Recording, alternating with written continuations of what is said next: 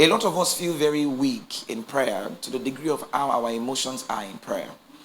And that's one of the major flaws for all of us in prayer, where we tie our strength in prayer to our emotions. Let me give an instance. You will want to thank God more when you have an alert of ₦1,000,000 that you've been praying for. Are you with me? So that stirs you up to, you are good and your mercy, oh God. Hallelujah. That stirs you up to worship. Why? Because it was tied to the money that you got. I'm saying that if you allow your emotions to be the driving force of your prayer life, then your prayer life will be non-existent from the start.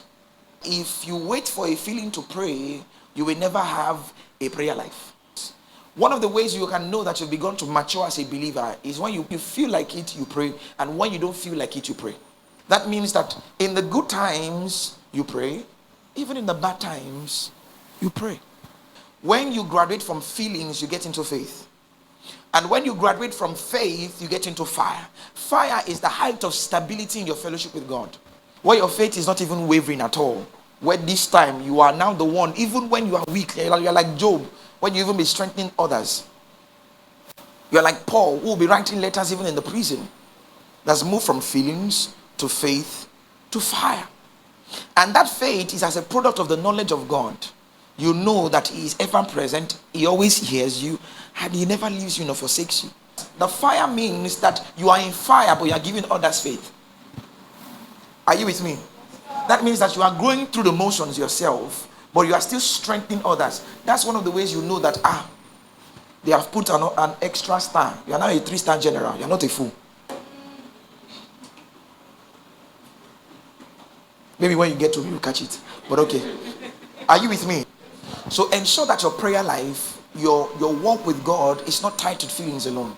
Begin to grow. Make intentional steps.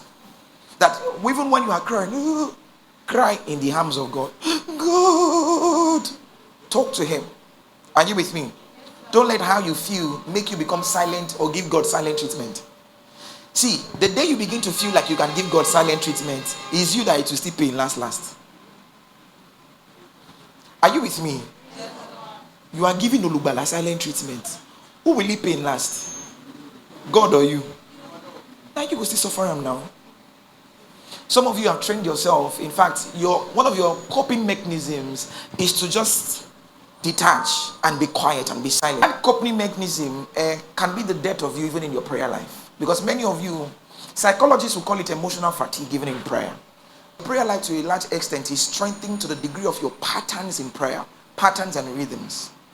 Patterns in the sense that anything that becomes stable in your life is as a degree of what you'll be doing consistently. So psychologically, your brain is wired to feel like praying even when you don't feel like it, because you've been consistent when you don't feel like it in prayer.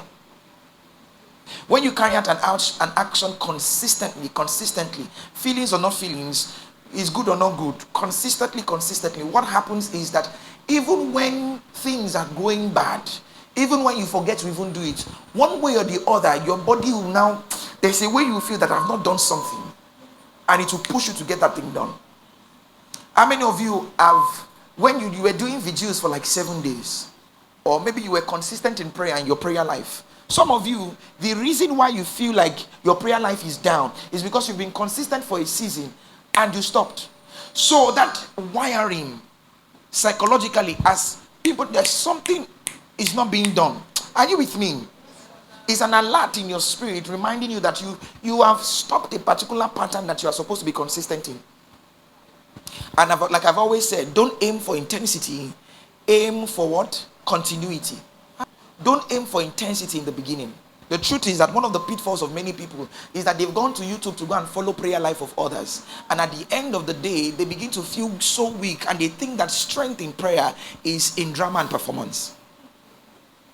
But no, your strength in prayer is not in how much you can gesticulate. It's not in how much you feel so good. It's not in how much the sound and the cymbals have moved you to a plane in the spirit. No. Your strength in prayer is to the degree, first of all, in alignment with the Spirit. 2, faith. Your strength in prayer, number 3, is now in your consistent patterns of fellowship. Those 3 matter a lot.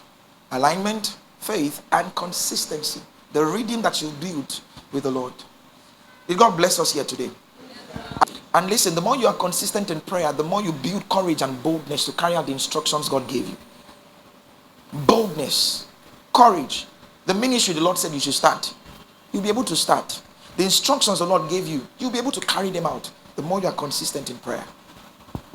Because I realized something, that as you are consistent in prayer, feelings becomes faith, faith becomes fire. Have you been blessed here today? So you move with this knowledge and with this revelation. Are you going into this new week with this revelation? And the Lord bless us. Please bow your head quickly.